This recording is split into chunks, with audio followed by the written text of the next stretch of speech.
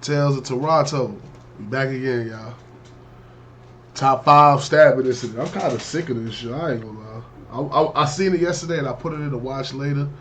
I wasn't even gonna really subscribe. I mean, not subscribe. I wasn't gonna react to this because niggas did mad. I done watched like 3-4 different stories on this, but I like Tales of Toronto, and they be having like some different kind of stories, so they be more in deep dive into shit. So where we going tonight? Let them know. That's a great question. There's no killers in the UK. There's like serious guys. We're not gonna come kill us. No.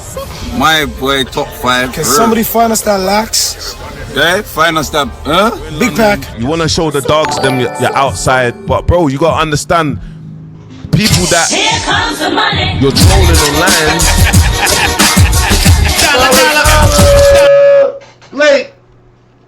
Lane. That you fell out with, bro, they're always in London.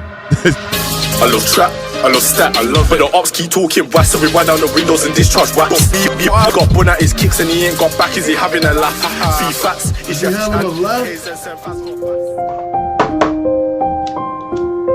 Toronto's rap scene has never been one to shy away from violence, but this time, the beef crossed borders. What started as a music festival appearance turned into an international headline when Toronto rapper Top5 was reportedly stabbed. Ooh. Ugh. Damn. I ain't gonna lie. They tried to dilute him. Fuck what you heard. They was trying to kill something. They niggas trying to slit his throat. That's damn. Them niggas tried to kill him.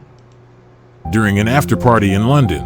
It all began at Wireless Festival, the UK's biggest hip-hop event. The 3-day celebration of rap, grime, dancehall, and R&B is held every summer in London's Finsbury Park. Since launching in 2005, it's evolved into a global stage, hosting everyone from Drake to Travis Scott to Stormzy. In July 2025, the festival returned bigger than ever, pulling in around 50,000 fans per day and headlined by Drake for 3 nights straight. But this year, the spotlight wasn't just on the music, it was also on Toronto's most controversial rapper, Top5. Throughout the weekend, Top5 appeared on multiple live streams. At first, things were light. They cracked jokes about the Toronto accent, and Top5 even invited DDG to Caravana, set to happen in August. Yo, fam, choo-choo's my word, Krusky. You got it down pat. Hey, I'm gonna come to Carnival. Yeah? In Toronto. You have a girlfriend or you single? I'm single. We're gonna have a movie. But it didn't take long for the energy to shift. First, Top5 dissed fellow streamer Kai Cenat, claiming he wasn't as relevant as Aiden. Yo, you guys have the game. No guys tonight, YouTube. I'm telling you. Then, in a now viral moment, he linked up with UK drill artist M24 and disrespected Lats, a London rapper and alleged gang member who was stabbed to death during a drill gone wrong. Can somebody find us that lax? Yeah, find us that, Big pack. But the comment that truly lit the fuse came Find us that. Even M24, he said, find us that. on the Nelt Boys stream. With tens of thousands watching, Top5 declared that there are no real killers in London. It wasn't just a shot, it was a direct challenge. There's no killers in the UK. There's like serious guys. We're not gonna come kill us. No. They're not gonna come kill us. We're safe. You can even show your address here. In America? Fuck. In one sentence, he dismissed the entire UK street scene, calling out their reputation and questioning their credibility. What started as a festival appearance quickly turned into something else, and within hours, the consequences would spill into the streets. Sunday, July 13th, 2025. Just hours after Wireless Festival wrapped up its final night, London lit up with after-parties across the city. One of the biggest was held at 194 in Piccadilly, where UK rapper Stefflon Don was throwing what she called the Stripper Bowl, a wild event hyped as the stripper party of the year with admission costing up to £100. Hosted by model Ruby Rose, the party drew celebrities, influencers, and street figures alike. Lines stretched down the block. Inside, it was packed. But the celebration didn't last long. Later that night, chaos broke out just outside the venue. Amateur cell phone footage captured the moment a white Mercedes-Benz coupe, allegedly carrying Top5 and several members of his crew, the Go Get 'Em gang, was suddenly swarmed by more than 20 people. The crowd jumped on the hood, smashed the windshield, and tried to rip open the doors to drag Top5 out of the car.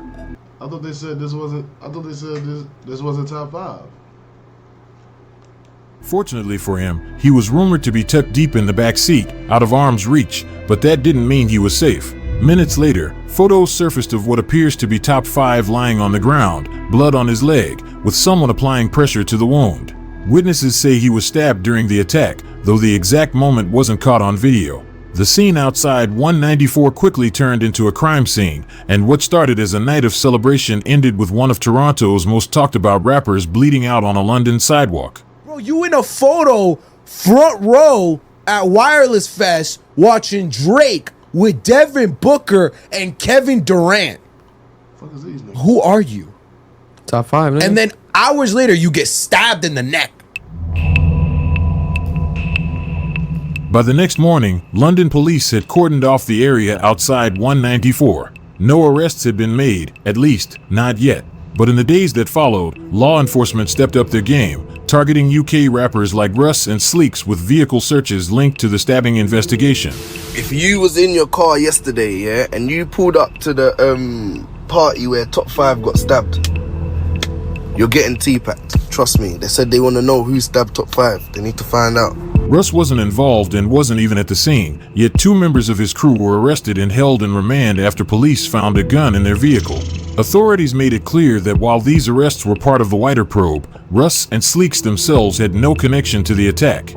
The situation was quickly proving to be a complicated and intense case for the police, but the streets were already talking. As footage circulated and rumors flew, bits and pieces of the story began to surface. One clubgoer who had attended the stripper bowl posted to Instagram shortly after the chaos, writing, "Got there at 12 a.m. and no one was being let in. People were waiting over an hour with no explanation. Around 1:10 a.m. there was a fight and someone got stabbed. Blood everywhere near the front. Apparently it was someone trying to rob someone." But what stood out most wasn't what was being said, it was what wasn't. Mainstream news outlets stayed quiet, with no reports on the stabbing, the mob, or even Top 5's name. Everything was being passed through word of mouth, on IG Lives, Reddit threads, and comment sections, and in the world of street beefs, that's how misinformation spreads fastest.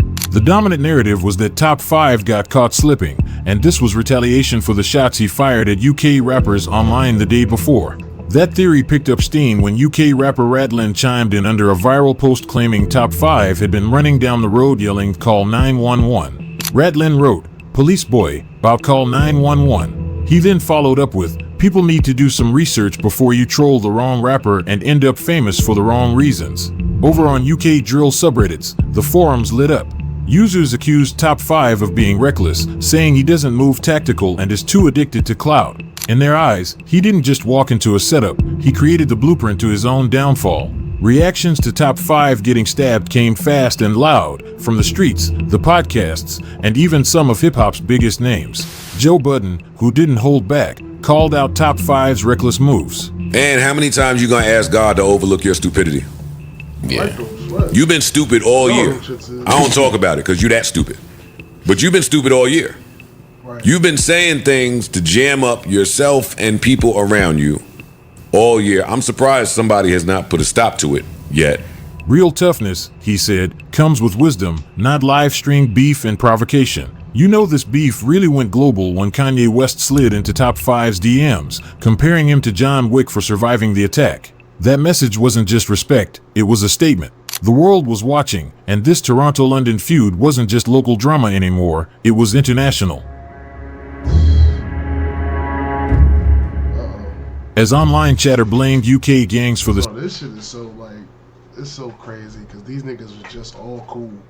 These niggas was just hanging out. Allegedly, if this is that and that is this. God damn. Like literally, it's just hanging out. Now nigga trying to slit your fucking throat. Stabbing, the real story was starting to unfold, and it had nothing to do with London. What many in the UK drill scene didn't realize was that Top 5 had been caught in the middle of a deadly internal beef back home. It involved. As I was just saying that shit, this is the picture I was thinking about in my head. These niggas on the couch. I was like, these niggas just hanging out. That's what I'm saying. This is the image, as I'm saying, this is the image I see in my head. Like, damn, these niggas was just all hanging out. That niggas trying to slit your throat.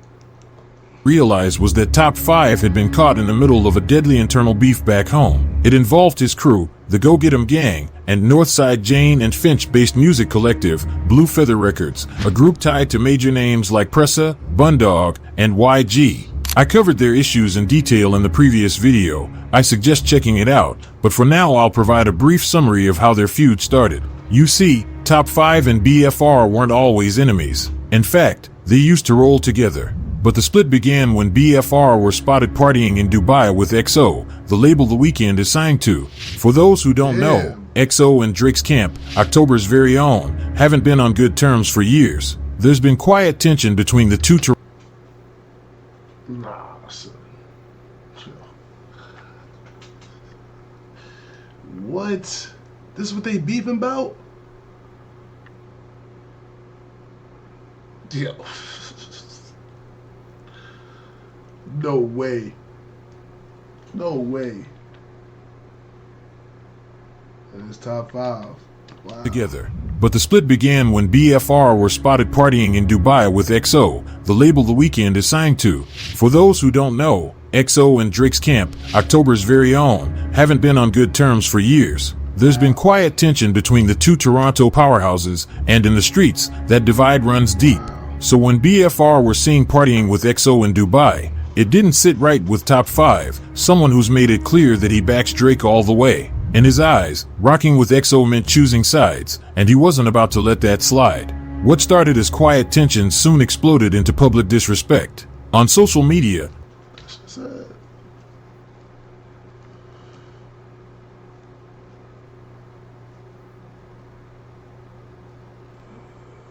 damn.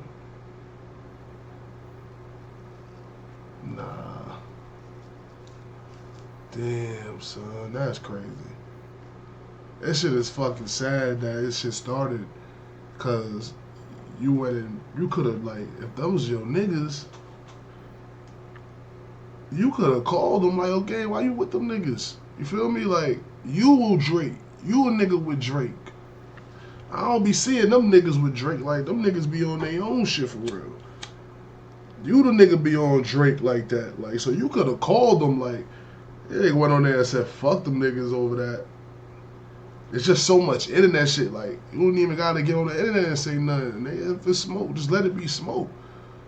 Niggas will know if it's smoke. Niggas gotta get on the internet and do this shit. It's so stupid.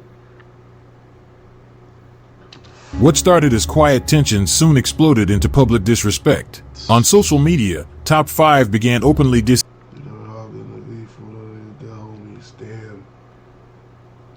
All you want to do is sing Canada Goose. That's crazy. Matter of fact, you never, what he said? You went to Houdini funeral. Damn. Oh yeah, see, this is when it start getting deeper. Yeah, this will start getting deeper when niggas start getting on the internet doing shit like this. dissing BFR, accusing them of switching. Once it start getting to this, I understand. I don't think it's right. That's why I'm saying he could have called them like, yo, what the fuck y'all niggas on? Like, why the fuck y'all niggas had? Because now y'all just giving more evidence for the feds. I don't know if the feds is in Toronto, if y'all do FBI type shit. If you do that shit out there, I don't know about it. I know in America, this is grade A stupid shit right here in America. Yeah, this is the case for them. Then you got niggas like Tales of Toronto making the docs, putting the shit together, helping the feds. It's like, this shit ain't never good. That shit ain't never no good.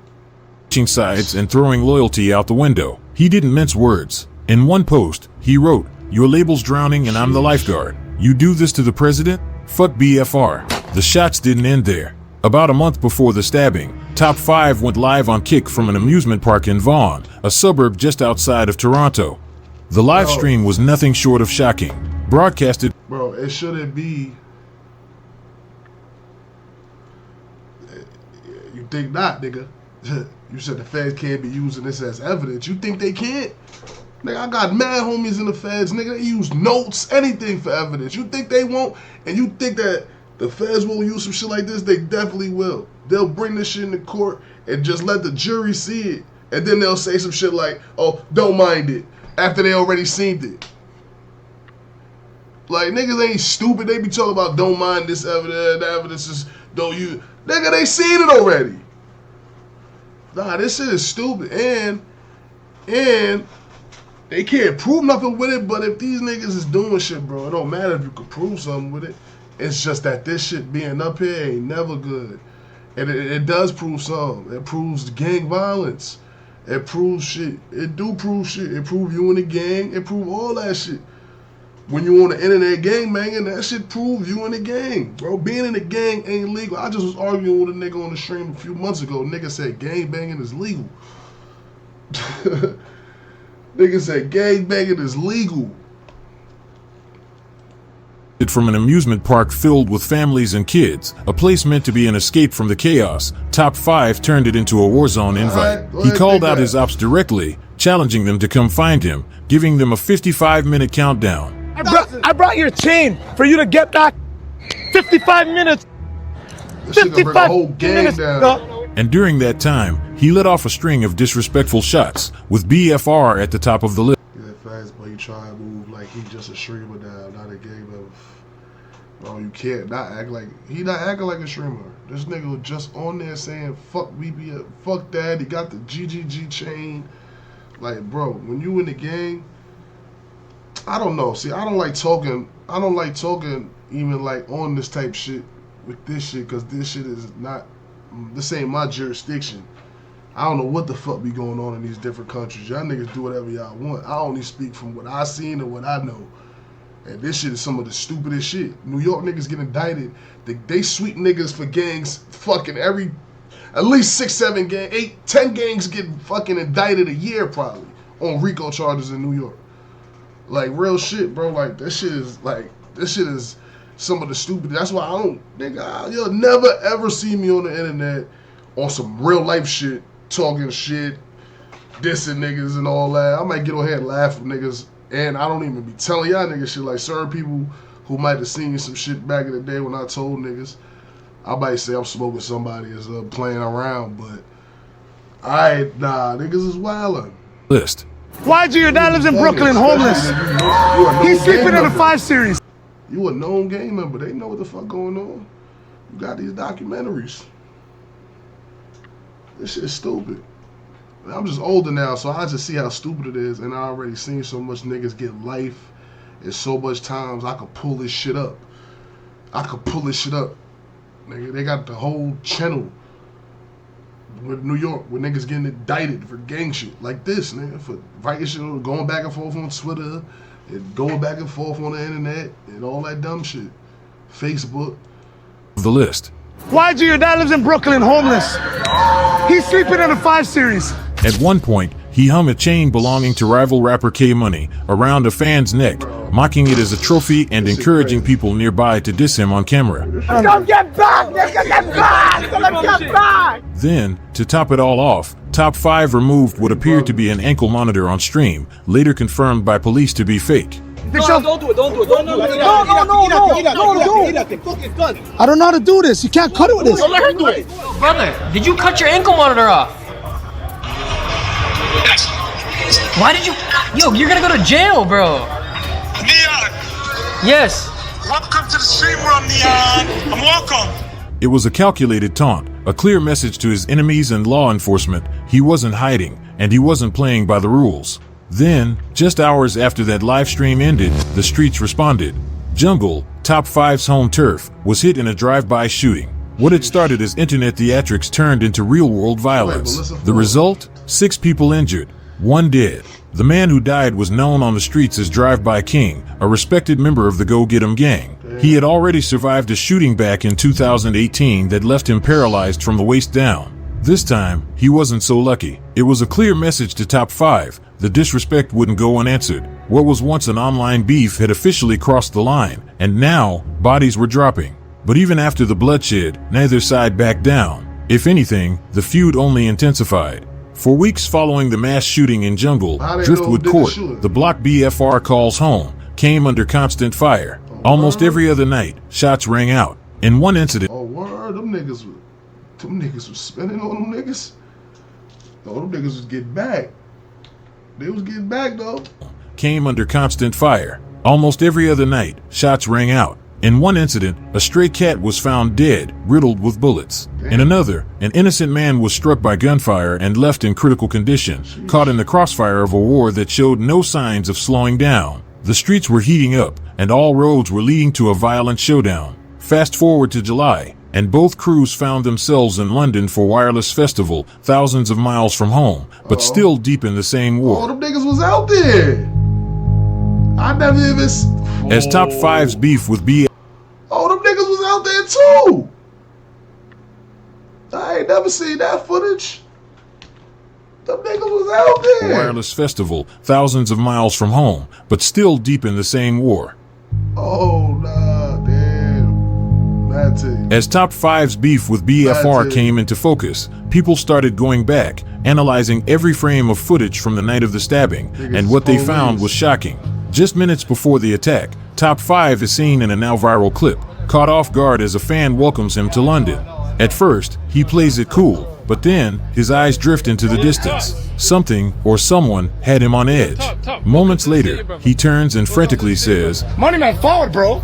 Referencing one of his closest Go Get 'Em gang members. He hops into the car, then the video cuts. But another video would surface, this one offering a glimpse of the danger Top 5 may have sensed coming. The clip starts with what looks like FB, a BFR member, darting across the screen. In the background, Bundog's voice can be heard, asking, his signature high-pitched tone instantly recognizable. BFR members are then seen looking back, focused on someone or something approaching from a distance. Seconds later, two masked men dressed in all black step into frame. Their build, posture, and movement led many to believe they were Moneyman and Larry, two known enforcers from the Go Get 'Em gang with serious reputations in the streets. In the chaos, Larry appears to lunge at someone wearing a white button-up, believed to be YG. The clash is fast and chaotic. No one was serious. Oh, nah, them niggas ran down. Them niggas ran down.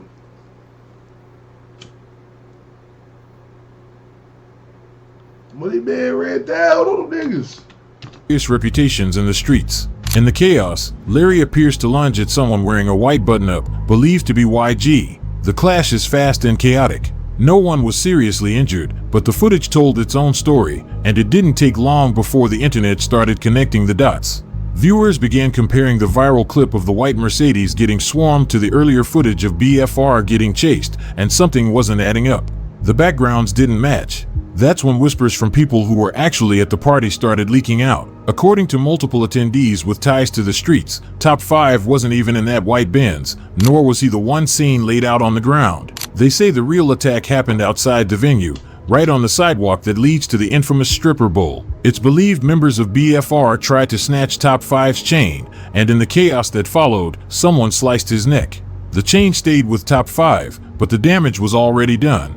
This was no longer about diss tracks or internet streams. The feud between the Go Get 'Em gang and BFR had just gone international. In the days following the stabbing, the mystery surrounding Top 5's condition only deepened. Rumors were flying, footage was circulating, and no one knew for sure what was real.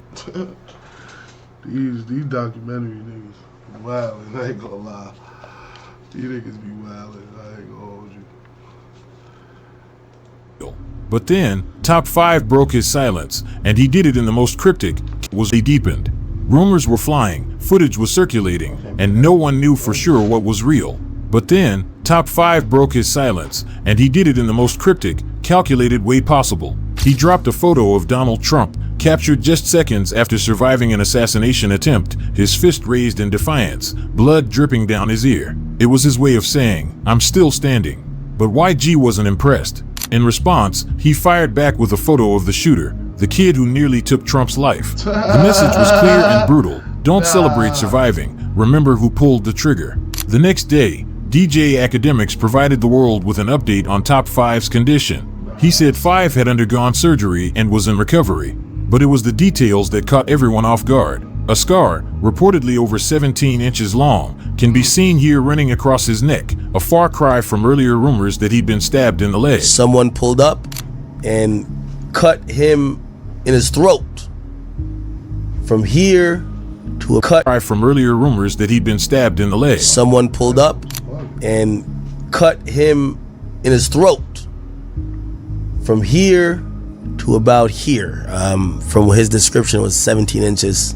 He's currently in the hospital. He can't travel for a while. His parents flew in to take care of him, to be by his side. I eventually was able to talk to him. It was you know, a gut-wrenching conversation, to say the very least. His whole neck was bandaged up every few seconds because I guess, you know, I don't know how the cut works, but I guess there was fluid getting into either like his airwave or whatever, but he kept coughing like like, you know, every single time. What I will say is that he's lucky to have his life. You know, while talking to him, he told me that he feels lucky to be alive. 100%. This new info shifted the entire narrative. The attack wasn't just a scuffle, it was a near-deadly ambush. Then, just days later, Top 5 surprised everyone again. He called into Neon's live stream, casually telling fans he'd be back to streaming as early as Friday. You know what he's saying, Neon? I love you, bro. I want you to know that you're gonna bounce back 20 times harder, and I'm gonna give you a big kiss on the cheek. You're fire. Don't do that. Yeah. You see this bandage on my neck? Yeah, I see it. What? I'm doing an IRL stream on Friday, man. Not long after the live stream call, Top 5 popped up on Instagram, proving he wasn't just talking, he was moving. In one photo, he stood in front of the Eiffel Tower in Paris, flexing like nothing had happened. But what really caught people's attention wasn't the background, it was the thick white bandage wrapped around his entire neck. It confirmed what many had speculated: the wounds were serious, and the attack was real. Whether it's resilience or recklessness, one thing is clear: Top 5 isn't done talking, and this feud is far from over. From a player getting locked up in prison to... Oh, that was the end. It just ended like that. Alright. Shit. Where we going tonight? Alright, like, comment, subscribe, man. Shit. That was crazy. Yeah, that was crazy. That shit just, like, opened mad different shit. I didn't know half of that shit. That's what I'm saying. That's why I wasn't going to even react to this shit, because I done did like 4 different documentary shits to this shit. But like I said, bro, these niggas, shout out to Six Tails, because he go find some information you might have not have knew. I ain't know half of that shit. Not that I needed to know. I ain't really care, but from what I seen from watching other shit, I ain't know that. Shout out to the Six Tails. We out though. We off this.